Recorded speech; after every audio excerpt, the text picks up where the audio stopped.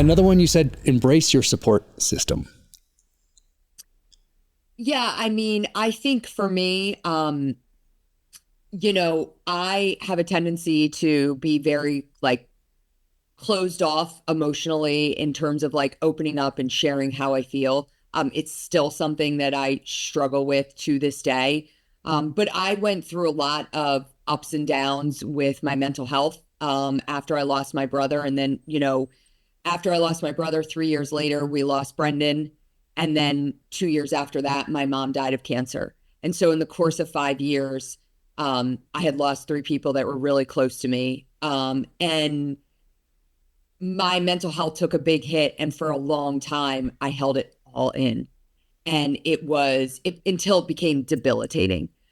And it wasn't until I turned to the people around me that loved me the most and actually shared with them what I was going through that I began to heal. And I started to understand and recognize the power of the relationships that we have in our life. And if we can't turn to those people, then we have nothing, right? And so, for someone like me, I know that, we always joke around because Amy Looney, Brendan's widow, Amy was very open and has always been very open with her emotions and sharing her vulnerability of where she is. And um, when Travis died, when Brendan died, Amy immediately went into therapy. I waited probably 3 years before I started seeing a therapist. And about 2 months after I had been seeing a therapist regularly, she told me that, and I loved going to therapy, mind you. Like I recommend therapy to anyone. And as soon as I got in there and I was able to just release, it felt very powerful to me. And it felt like I would walk out feeling like a weight had been taken off my chest. About 2 months after I was with the therapist, she said, I'm ready to give you a formal diagnosis. You have a very severe case of post-traumatic stress. And I was so mad. And I left that session and I was like, I'm never going back there again. Because in my mind, I was just going to talk to someone. And that in itself felt good. I had no idea that she was like the whole time analyzing me for this diagnosis. And I also felt like really unworthy to get this diagnosis because, PTS was something that was afflicting our service members. And I was like, well, why? What, I wasn't in combat. Why am I being diagnosed with PTSD?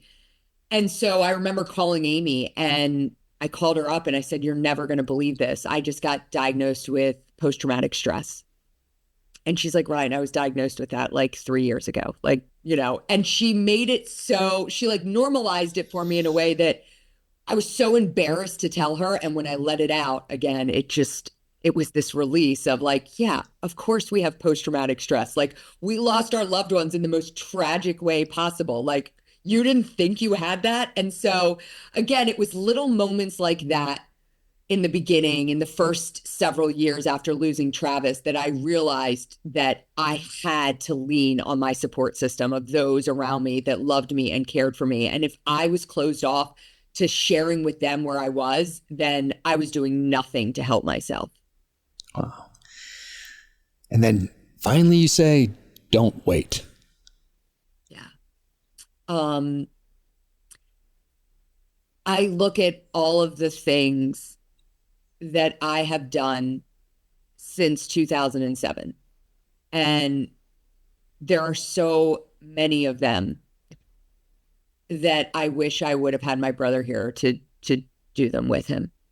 And, again, going back just to that marathon, like if you would have told Travis I was going to run the Marine Corps Marathon, he would have laughed. Like, yeah, right. And not that he didn't think I could, but had he brought that up to me, and he brought up so many things to me about why don't we do this? Why don't we do this? And I was like, no way, I'm not doing that, And I think about why didn't I do that with him? Like, why didn't I jump at that opportunity to experience that with him? And so, tragedy has a way of showing you just how finite and quick life can be. And so for me, I never want to miss out on an opportunity with my family and friends to say, I wish I would have done that when they were here. And that's something that I live with every day. After losing my brother, that I didn't get to share things with him because it was like, well, I'll wait till he gets home from this deployment.